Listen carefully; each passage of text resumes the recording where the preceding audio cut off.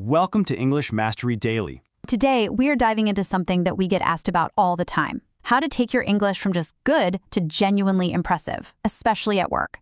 You know that feeling, right? You're in a meeting, you understand what's going on, but then a native speaker uses a word that's just perfect. It's precise, it's powerful, and you think, wow, I wish I had said that. That's the gap we're talking about. And that gap is exactly what we are going to help you close today. We've handpicked 20 high-impact words that will make you sound more educated, more confident, and way more professional. Let's get into it. Okay, so first things first, let's be really clear about what we mean by advanced. This is not about using huge, complicated words to show off. Nope, it's about precision. It's about finding the perfect word for the moment. So what's in it for you? Well, first, you'll sound more confident and educated. You'll also be able to express complex ideas so much more easily. You'll definitely understand native speakers better, which is a huge win.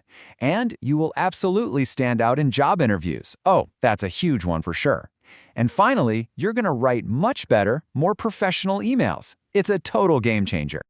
All right, time to get to the good stuff. Our first batch of words is all about business, strategy, and teamwork. You're going to hear these in planning meetings and team huddles constantly. Okay, look at these four powerhouses we have here: meticulous, pragmatic, leverage, and synergy. Each one of these carries a very specific weight. You know, saying someone is meticulous is so much stronger than just saying they're careful, right? Let's zoom in on one of my favorites. So the word is pragmatic. This is all about being practical and focusing on what will actually work.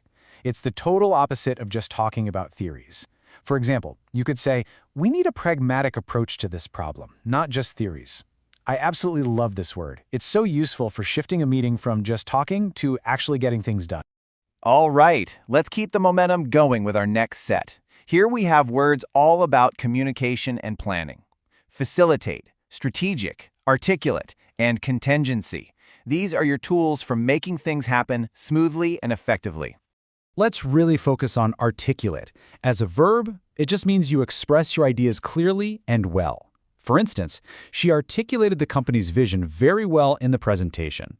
Honestly, this is a must-know word for anyone who has to give presentations, lead a team, or just be persuasive in general.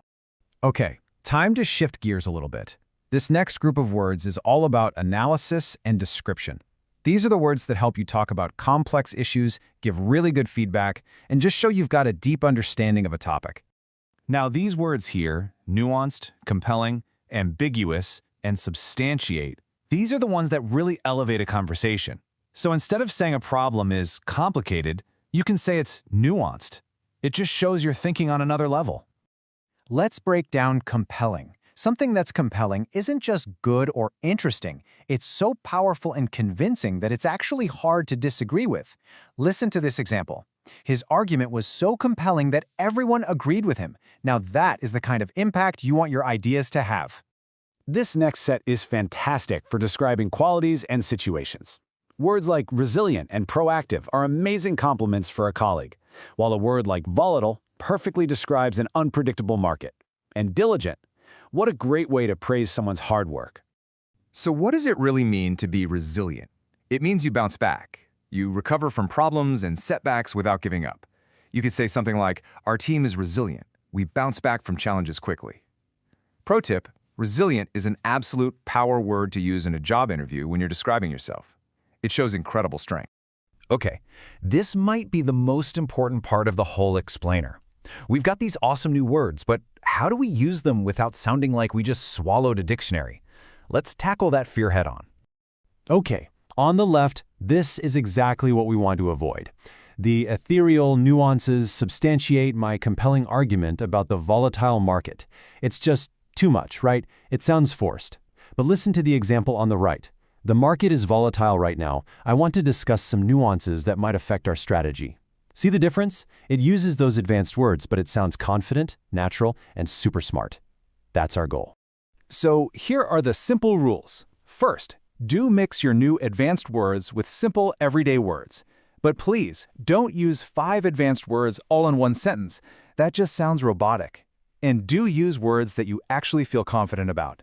And the biggest rule, don't ever use a word if you're not 100% sure what it means. Trust us, it's a recipe for disaster. We've covered a ton of ground, so we wanted to pull it all together for you. Think of this as your personal cheat sheet to help you remember everything and start practicing right away. And here it is, your personal vocabulary toolkit. We've got all the words we discussed today, plus a few extra bonus words for you to explore later. Seriously, pause the screen, take a screenshot of this. This is your new best friend. And one last crucial tip.